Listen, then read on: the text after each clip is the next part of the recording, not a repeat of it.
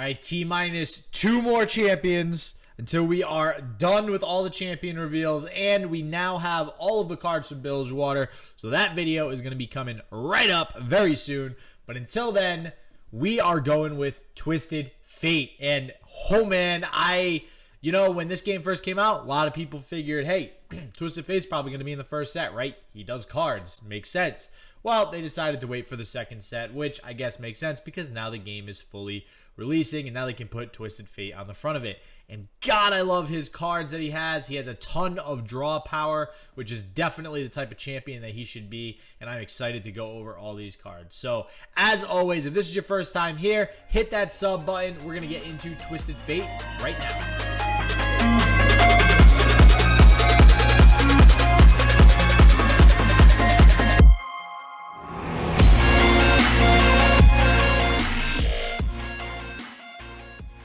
Alright, so because they actually released all the cards for the set now, I'm going to turn this into, yes, Twisted Fate, but some of the other cards that go with his strategy or his look and feel that were revealed after his initial reveal.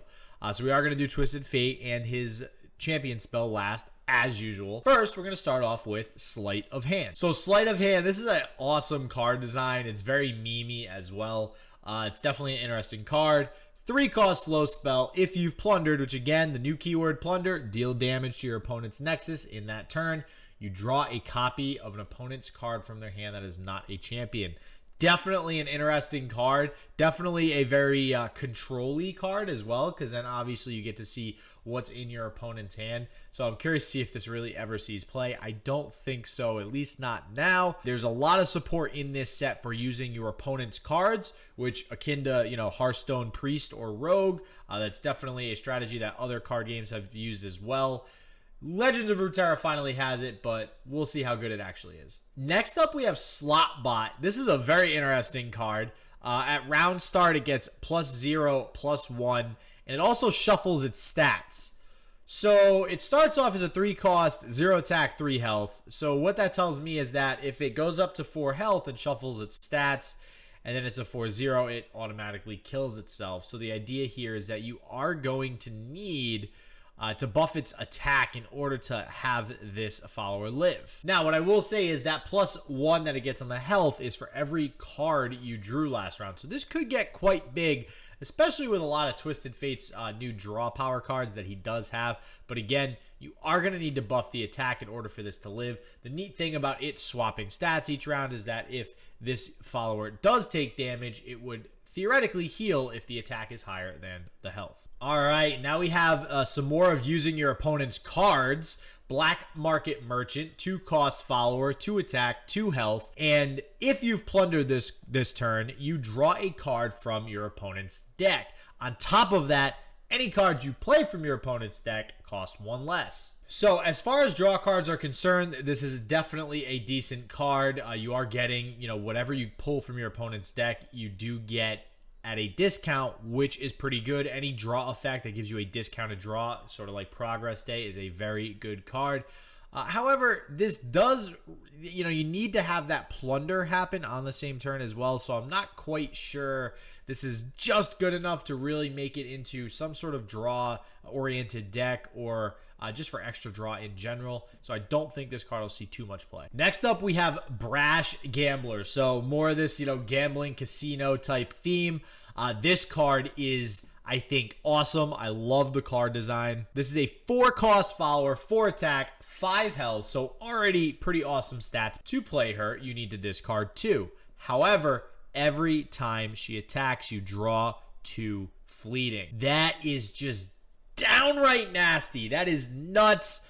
Definitely a great card, especially considering, there's going to be ways to be able to cheat her out onto the board. To play her, which means from your hand you have to discard 2, does not mean to summon her you need to discard 2. So any other way of summoning her will theoretically summon her for free. You ixnay the cost effect of discarding the 2, and now you just get 2 fleeting every turn. I think this is a very good card. Very curious to see what types of combo-oriented decks this goes into in the future. And another crazy draw card, Chief Machinist Zevi. 6 cost, 5 attack, 6 health. Every time you draw a card, and that's every time, so not just at the beginning of your turn, every time you draw a card. So every time you draw now, you're drawing 2 copies of it. Is essentially what's happening. Now, yes, I know. I see the word fleeting. Yeah, technically, that's a drawback. This costs 6 mana.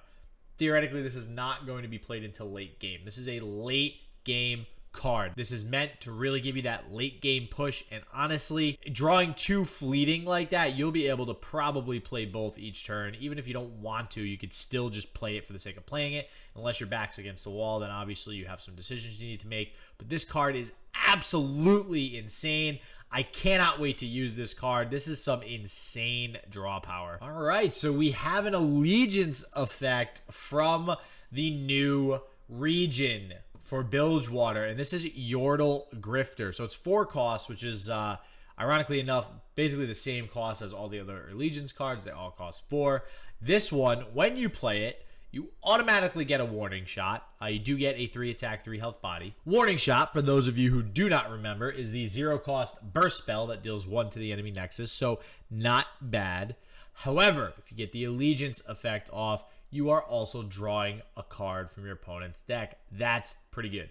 So if there's any sort of, aggro-oriented Bilgewater deck that comes out, this will definitely be played in that deck. Getting a free warning shot, I think, is not to be underestimated. Like I said in the previous video, again, links below to all the other videos that I've done so far on all the Bilgewater reviews. A 0 cost burst spell that does damage is very, very scary. And finally, before we get into all of the Twisted Fate cards, such as his champion spell and the champion himself, we have a pretty amazing card that I'm very happy they added to this game, this type of strategy. Zap Sprayfin, a 4 cost, 2 attack, 2 health follower. Now, why are his stats so low, you ask? He draws a 3 cost or less spell from your deck when summoned. That, ladies and gentlemen, is a tutor. And we needed a tutor in this game, and now we got it. And this is a pretty sick tutor. Not only that, he is elusive and gets attuned. So essentially, you're only needing to play 3 mana to play him, and he's elusive. At that point, he's basically a Shadow Assassin, right? Shadow Assassin is a 2/2 with elusive, draw 1, except this is way better because you tutor a 3 cost spell or less. Now, with that said, it is obviously limited to only spells, so you might still want to play Shadow Assassin at some, in some other decks. The other thing is, too, you cannot play this on turn 3 like you can Shadow Assassin. So even though this might only cost 3, in theory, it needs to be played on turn 4 because turn 4 is the first turn you'll have enough follower mana, right, to play followers and champions.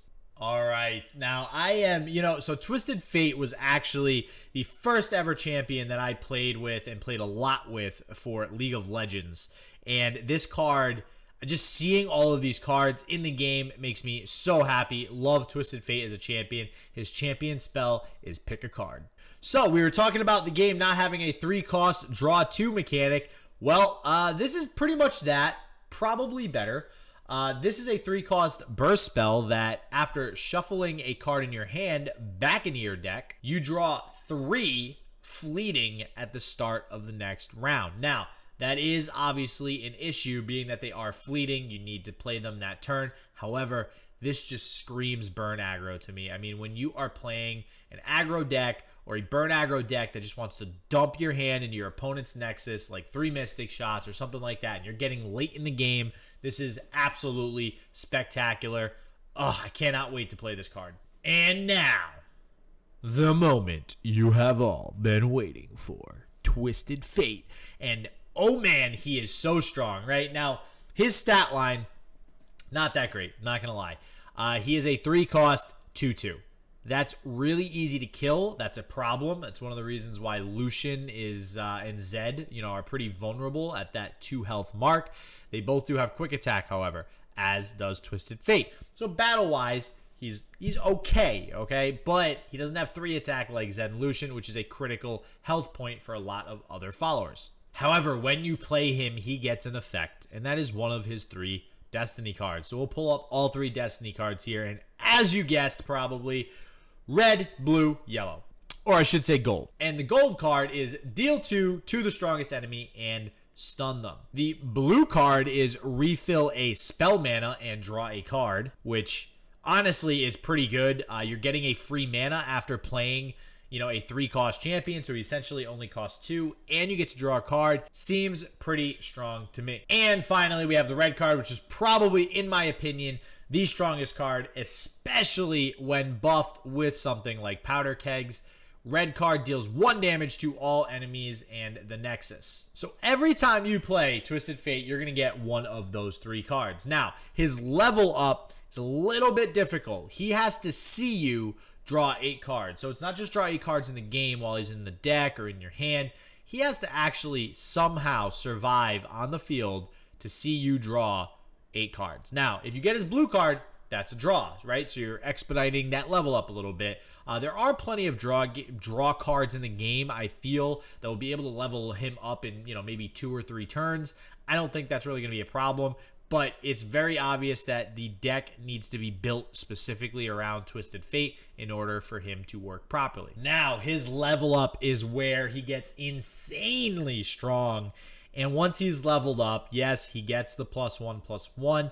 However, the first 3 times in a turn that you play a spell, you also follow it up with a Destiny card. Now, these Destiny cards are played in a specific order. If I'm not mistaken, if anybody wants to fact check me, put it in the comments below. I think it's the same order as the rotation in the League of Legends game. When you click his W or use his W skill, usually it rotates in the same order every time. I think that's the same way. I think it starts with blue. I'm not sure, but it is always the same order. But that's incredibly strong. Every turn you play 3 cards, you're getting 3 additional effects popped on top of that. That's insane. I think his level up is incredible. I cannot wait to build a deck just absolutely centered around him. Maybe some powder kegs or something like that. Definitely looks like a whole lot of fun. All right, everybody, that is Twisted Fate. We have Misfortune coming up next. And after that will be the remainder of cards in the Bilgewater set. And honestly, oh man, then I got a lot of playing to do because I want to start building some decks. Oh man. So until the next video, everybody stay healthy, stay positive. I hope shit just works for you, and peace out.